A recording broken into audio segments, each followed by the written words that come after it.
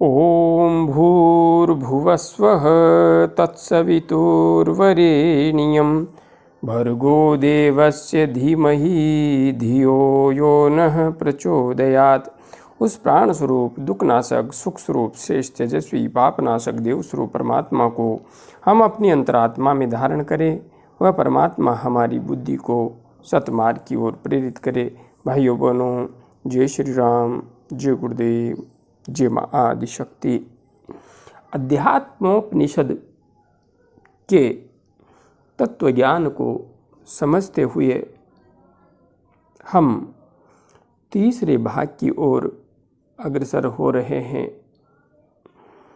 ऋषि आत्मज्ञानी की स्थिति समझाते हुए यहाँ पर कह रहे हैं, जो सर्वत्र सब तरफ सभी को मात्र ब्रह्म रूप में देखता है और जिसकी सद्भावना दृढ़ हो गई है, उसकी वासना का लय हो जाता है, अर्थात वासना विनष्ट हो जाती है। यहाँ पर ऋषि ने जो मंतव्य प्रकट किया है, जो सच्चाई, जो सत्य प्रकट किया है, वह है कि जो सब तरफ सभी को मात्र ब्रह्म रूप देखता है, अर्थात जिस आत्मज्ञानी के लिए न कोई स्त्री है, न कोई पुरुष है, न कोई जड़ है, न कोई चेतन है, सब कुछ ब्रह्ममय है, सब कुछ ब्रह्म का ही विस्तार है, जो सब में एक ही ब्रह्म की भावना देखता है, जिसको सब में एक ही तत्व दिखाई देता है, उसकी समस्त वासनाओं का विलय हो जाता है, समस्त वासनाएं नष्ट हो जाती है। ब्रह्मनिष्ठा में कभी प्रमाद न करें। यहाँ पर ऋषि कह रहे हैं कि इस ब्रह्मनिष्ठा में कभी भी आलस्य प्रमाद न करें, कभी भी अपने भाव को विस्मृति की तरफ न जाने दें, सबको एक ही निष्ठा से देखें कि सब कुछ ब्रह्म का विस्तार है। उस परमपिता परमात्मा ने ही यह इस संसार का रूप धारण कर रखा है, क्योंकि प्रमाद ही मृत्यु है। यदि ब्रह्मनिष्ठा में प्रमाद किया, आलस्य किया, तो यहाँ पर माया अपना आवरण फिर से डाल देती है। अपनी आत्मा के अनुसंधान को छोड़कर जीवन बिताना ही, समय व्यतीत करना ही वास्तविक अर्थ में देखा जाए तो मृत्यु है। क्योंकि जिस वास्तविक लक्ष्य के लिए हमें जीवन प्राप्त हुआ है, उस लक्ष्य को भूलकर यदि हम समय व्यतीत करते हैं, जीवन व्यतीत करते हैं, तो यह अपने आप में मृत्यु ही है। ऐसा विद्या के ज्ञाता विद्यावान ब्रह्मवादी कहते हैं। जिस प्रकार शैवाल को पानी के ऊपर से कुछ हटा देने के बाद वह क्षण मात्र भी वहाँ नहीं ठहरती और पूर्ववत पानी को ढक लेती है, उसी प्रकार बुद्धिमान व्यक्ति भी यदि ब्रह्मनिष्ठा से थोड़ा भी हट जाए, अर्थात दूर हो जाए, तो माया उसे आवृत कर लेती है, अर्थात ढक लेती है। जिस आत्मज्ञानी को जीवन मुक्त अवस्था में हमेशा स्थिर रहते हुए मुक्ति का लक्ष्य सिद्ध करना है, उसे होश पूर्वक हमेशा ब्रह्मनिष्ठा में स्थिर बने रहना चाहिए। ध्यान की स्थिति से उठने के बाद भी, समाधि की स्थिति से उठने के बाद भी सब चराचर जगत के प्रति ऐसे साधक का ब्रह्म भाव होना चाहिए। सबको ब्रह्म भाव से देखने पर ही साधक की एक योगी की, एक यति तपस्वी की ब्रह्मनिष्ठा सिद्ध होती है और इस ब्रह्मनिष्ठा से ही विषयों के प्रति आसक्ति का पूर्ण रूपेण निरसन संभव हो पाता है। जिसे जीवित स्थिति में ही केवल्यावस्था प्राप्त हो गई हो, वह विदेह अर्थात देह रहित होने पर केवल ब्रह्म ही रहेगा। इसलिए हे निष्पाप समाधिष्ट होकर निर्विकल्प बनो। यहाँ पर ऋषि कह रहे हैं कि जिसे जीवित स्थिति में, जीवित रहते हुए ही, जिसे केवल मतलब कि एक ही तत्व जिसमें शेष रह गया है, जिसके अंदर ब्रह्म के सिवा कुछ है ही नहीं, जो सबको ब्रह्म भाव से देखता है और निर्विकल्प समाधि में डूब करके ब्रह्मनिष्ठा को जिसने आत्म अनुभव से जान लिया है, समझ लिया है, जिसका ज्ञान प्राप्त कर लिया है, वह देह से रहित होने के बाद भी ब्रह्म ही शेष रह जाता है। क्योंकि शरीर के प्रति, विषयों के प्रति उसकी आसक्ति है ही नहीं। वह जिस तत्व को अपने अंतस्थ में जीवित रहते हुए धारण कर चुका है, अंत में उसके पास वही शेष रह जाता है। इसलिए ब्रह्मनिष्ठा निर्विकल्प बन करके धारण कर लेना ही जीवन मुक्ति का आधार है। जिस समय निर्विकल्प समाधि से अद्वैत आत्मा का दर्शन होता है, उसी समय हृदय की अज्ञान रूपा ग्रंथि का पूर्ण रूपेण विनाश और विलय हो जाता है। यहाँ पर ऋषि स्पष्ट रूप से कह रहे हैं कि जिस समय निर्विकल्प समाधि से अद्वैत आत्मा का दर्शन होता है, यहाँ पर समाधि को ही अद्वैत आत्मा के दर्शन का एकमात्र साधन बताया है। उसी समय हृदय की अज्ञान रूपा ग्रंथि का पूर्ण रूपेण विनाश हो जाता है। हमारे हृदय में जो इस संसार के प्रति अज्ञान है, जो इस संसार को आत्मभाव से देखने का अर्थात आसक्ति के भाव से देखने का जो चित्त में संस्कार हैं, चित्त के संस्कार हैं, वे सब निर्विकल्प में पहुँचने के बाद नष्ट हो जाते हैं। उनके बीज भी यहाँ जाने के बाद विनष्ट हो जाते हैं। इसलिए यहाँ पर ऋषि कह रहे हैं कि आत्म तत्व अर्थात आत्म भाव को दृढ़ करके अहंकार आदि का परित्याग करके उनसे उसी प्रकार से उदासीन रहें जिस प्रकार बर्तन वस्त्र आदि के प्रति उदासीन भाव रखा जाता है। हम अपने बर्तन वस्त्र आदि को इतना महत्व नहीं देते जितना कि अपने शरीर को महत्व देते हैं, और साथ में हमारा जो अहंकार है यह बात बात में हावी होता है।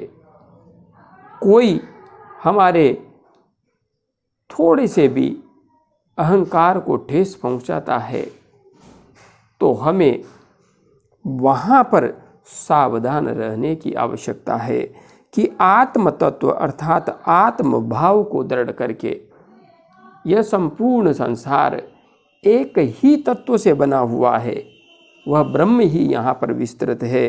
तो अहंकार का आत्मज्ञानी को, ब्रह्मज्ञानी को, ब्रह्मनिष्ठा में स्थित योगी को, एक सन्यासी को पूर्णतया त्याग कर देना चाहिए।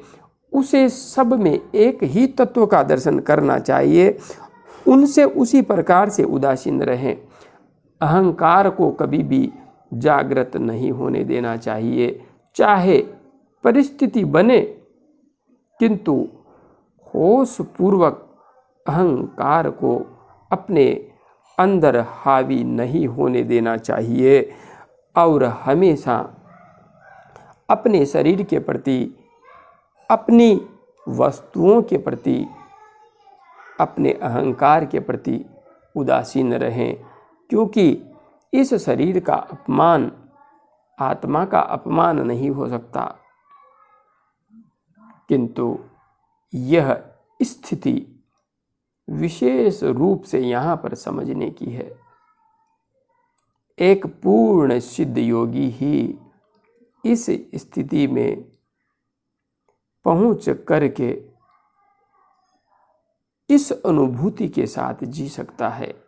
एक आम इंसान के साथ इस तरीके से जी पाने की स्थिति बेहद कठिन दिखाई देती है, किंतु हाँ,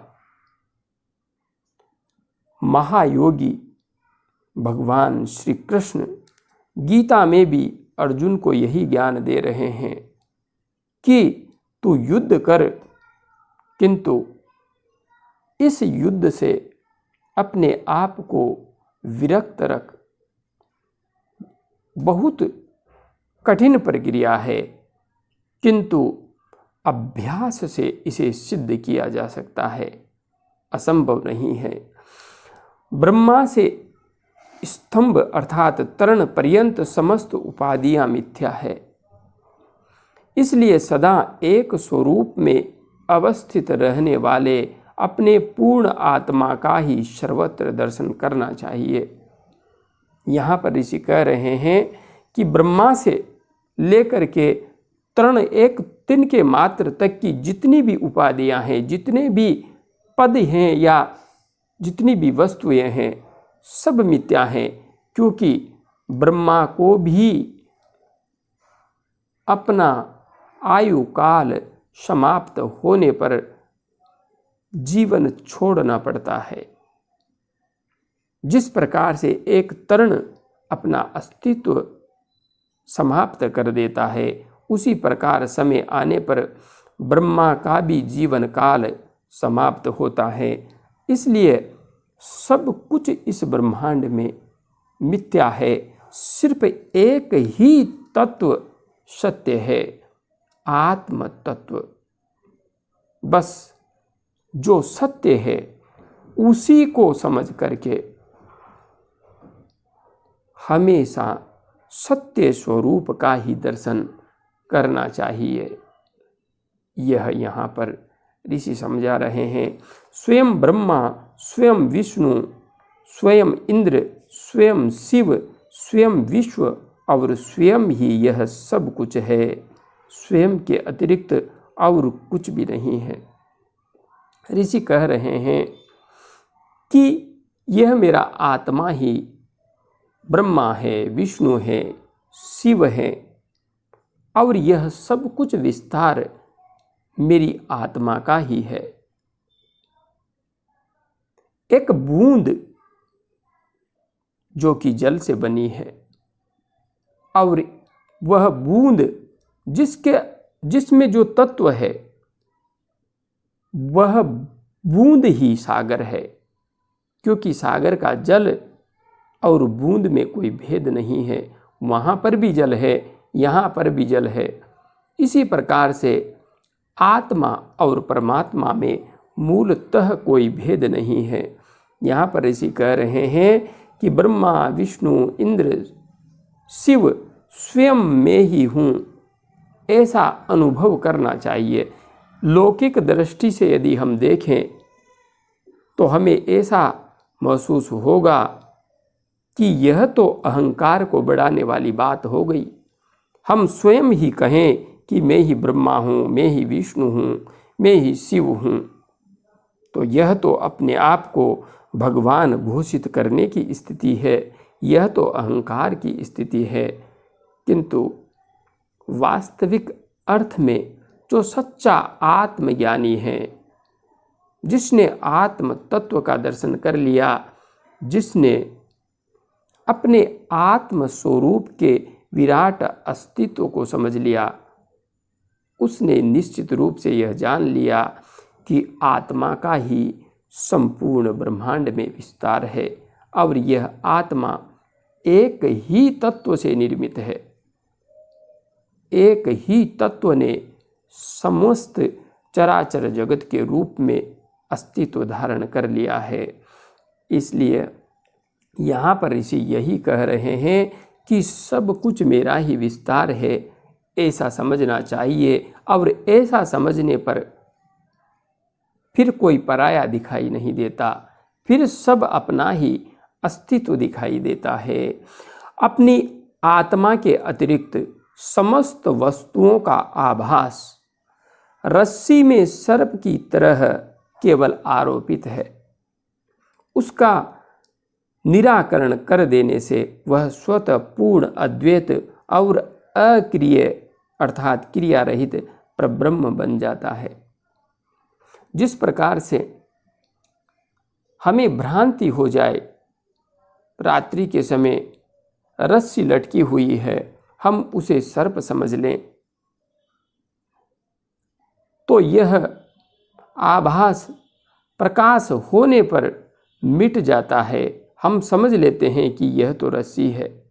उसी प्रकार से जब आत्मज्ञान हो जाता है तो साधक को यह एहसास, यह बिल्कुल सत्य प्रकट हो जाता है कि यह संपूर्ण ब्रह्मांड एक ही तत्व से, आत्म तत्व से, ब्रह्म तत्व से निर्मित है।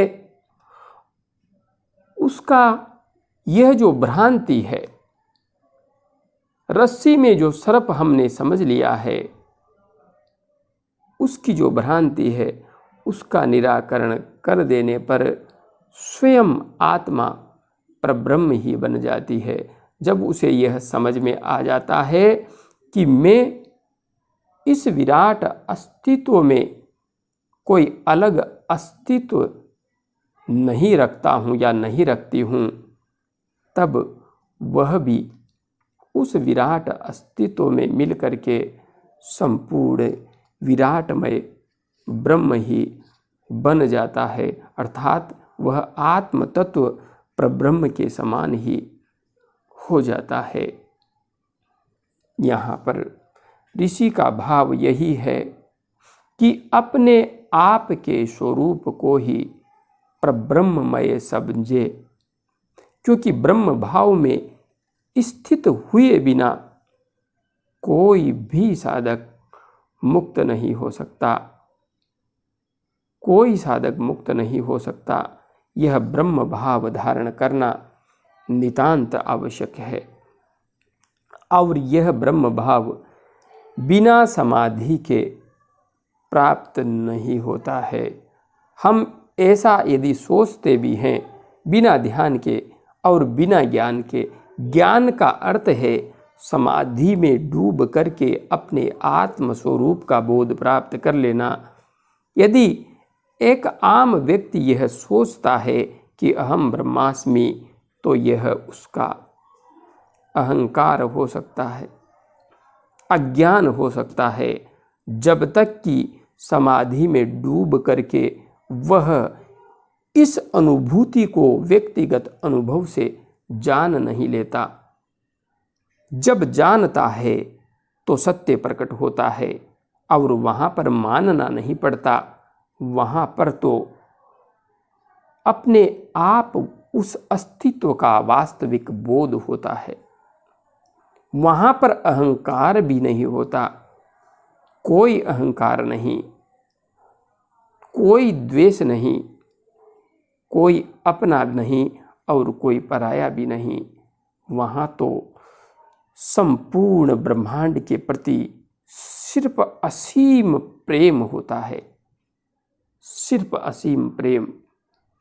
शत्रु शत्रु नहीं है और मित्र भी मित्र नहीं है, सब अपने ही हैं। किसी से द्वेष हो नहीं सकता, संभव ही नहीं है। वह स्थिति ही अपने आप में विलक्षण होती है, जिसे कि शब्दों में तो बयान नहीं किया जा सकता, बिल्कुल भी नहीं। बस इसे आत्म अनुभूति में डूबकर ही समझा जा सकता है। आम इंसान के लिए जो बेहद कठिन है वह समाधिस्थ योगी के लिए बेहद सरल है, बेहद सरल एवं सहज। जय गुरुदेव, जय मां आदि शक्ति।